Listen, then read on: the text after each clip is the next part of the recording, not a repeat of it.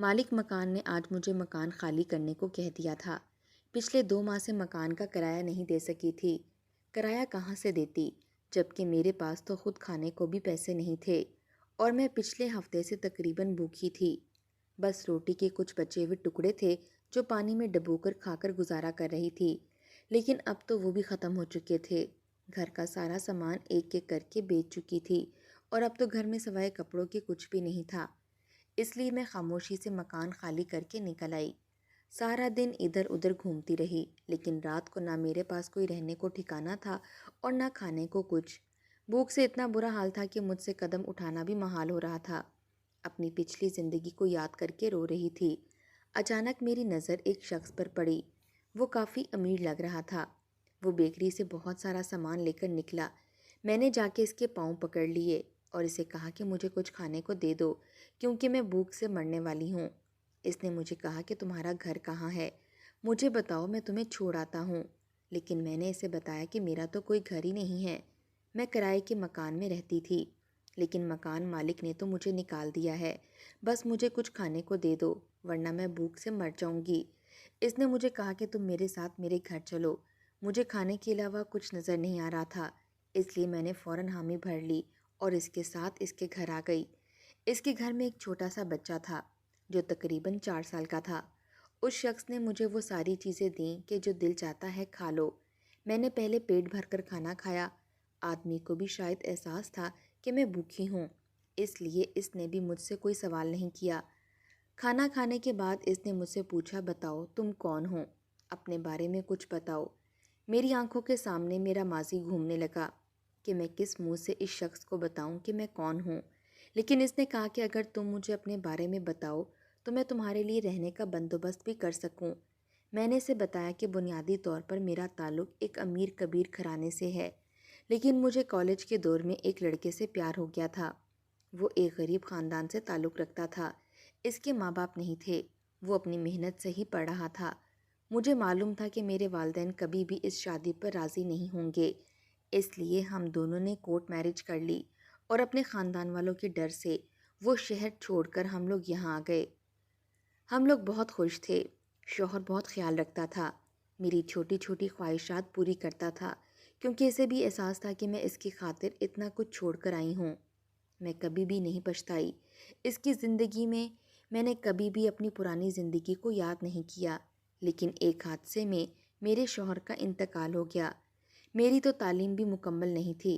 इस तरह के हालात के बारे में कभी सोचा ही नहीं था, और जो तालीम मेरे पास थी इसका कोई सबूत मेरे पास नहीं है। वो मेरे वालिदैन के घर ही है। शौहर के मरने के बाद मैंने वालिदैन से रब्ता करने की कोशिश की, लेकिन उन्होंने साफ इनकार कर दिया कि तुम हमारे लिए मर चुकी हो, क्योंकि हमने पहले ही पूरे ख़ानदान में तुम्हारी मौत की खबर फैला दी है, बल्कि बाकायदा तुम्हारा जनाजा तक कर दिया है। इसलिए तुम पलट कर हमारी ज़िंदगी में नहीं आ सकती। शौहर को मरे हुए 3 माह हो चुके हैं। पहले तो 1 महीना इर्द गिर्द के लोग मदद करते रहे, कोई कब तक मदद करता है। मैं घर की मुख्तलिफ चीज़ें बेचकर अपना गुजारा करती रही, लेकिन मालिक मकान को किराया ना देने की वजह से आज इसने मुझे घर से निकाल दिया है। घर में बेचने को भी कुछ नहीं बचा था। अगर आप मेरी मदद ना करते तो शायद मैं ऐसे ही सड़कों पर भूखी मर जाती। उस शख्स ने कहा कि आप मेरे लिए मेरी बहनों की तरह हैं।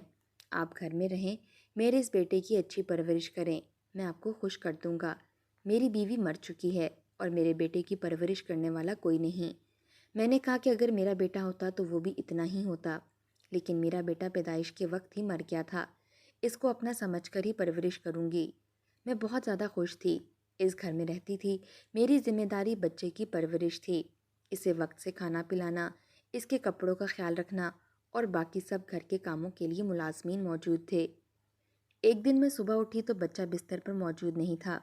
मुझे इससे बहुत प्यार हो गया था, इसलिए मैं उठकर बाहर आई और फिर पूछा कि अली कहाँ है, तो मालिक ने बताया कि वो वापस आ जाएगा।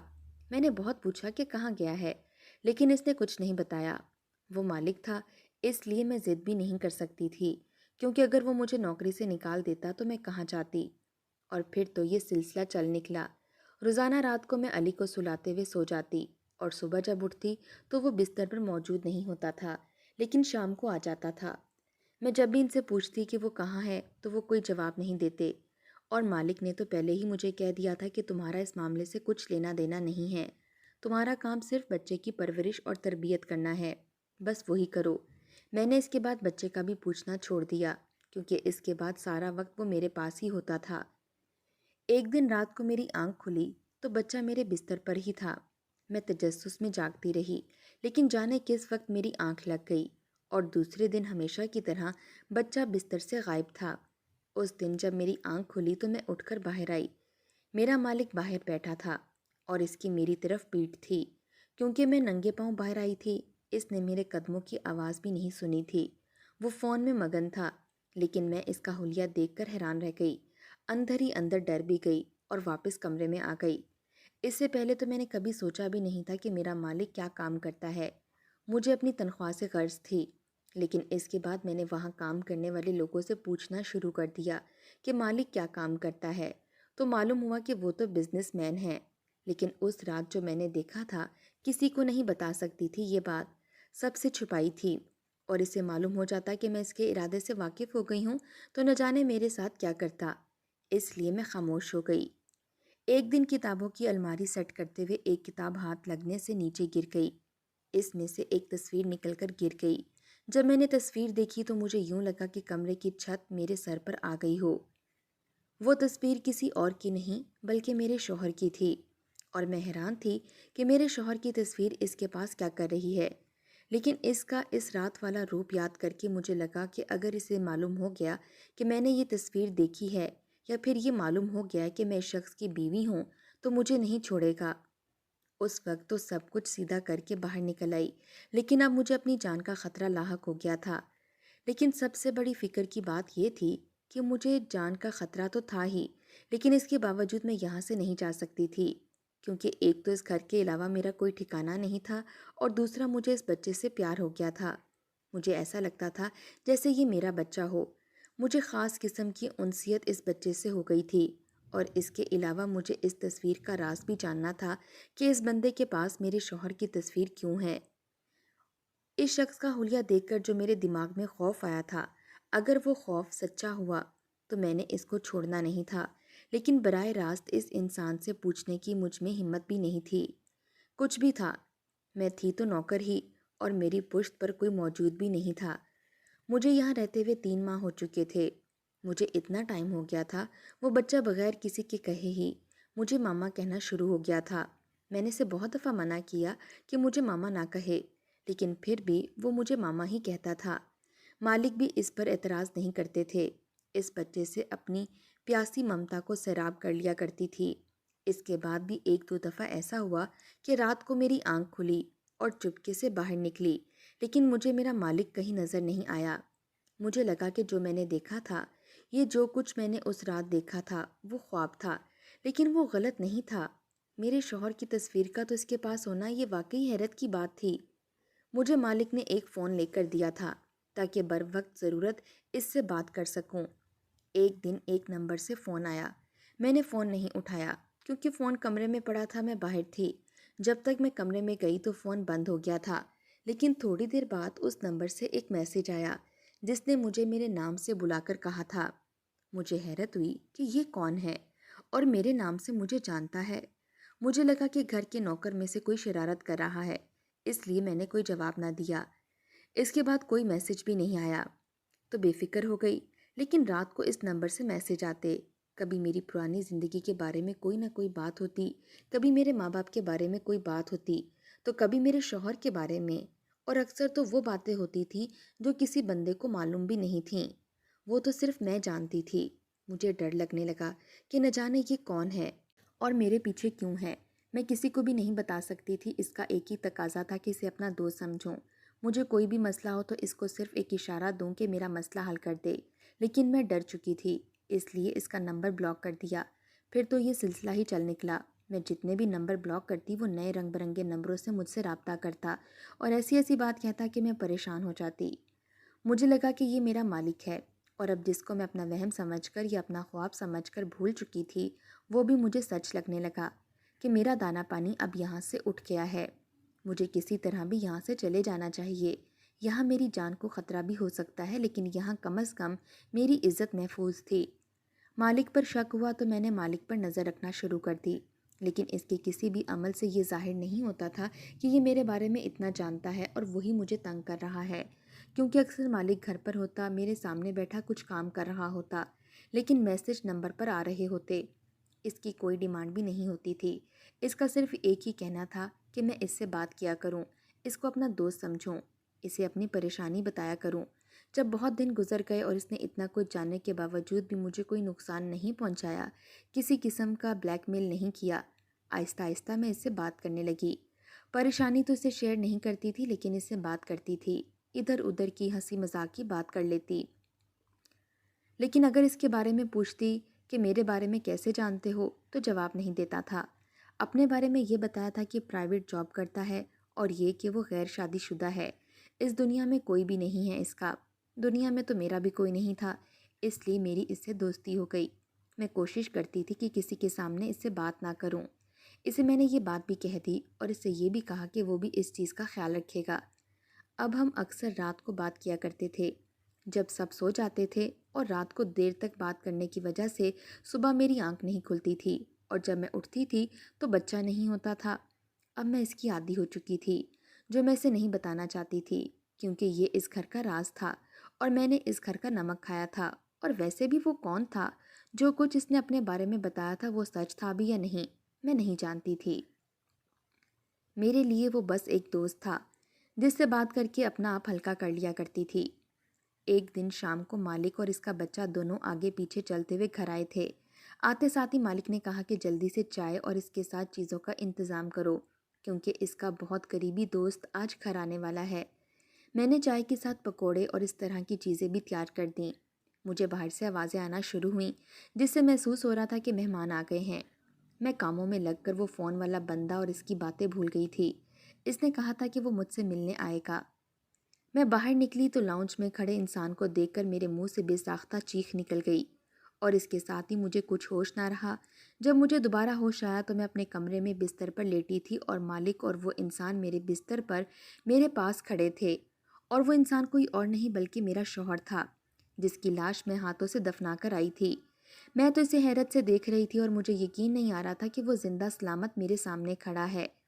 جب اس نے میرے چہرے پر اتنی زیادہ حیرت دیکھی تو اس نے کہا کہ یقین کر لو کہ میں ہی ہوں، میں زندہ ہوں۔ میں تو اسے چھو کر دیکھ رہی تھی اور مجھے یقین ہو گیا تھا کہ وہ سچ مچ میں زندہ ہے، تو میں اس کا ہاتھ پکڑ کر رونے لگی۔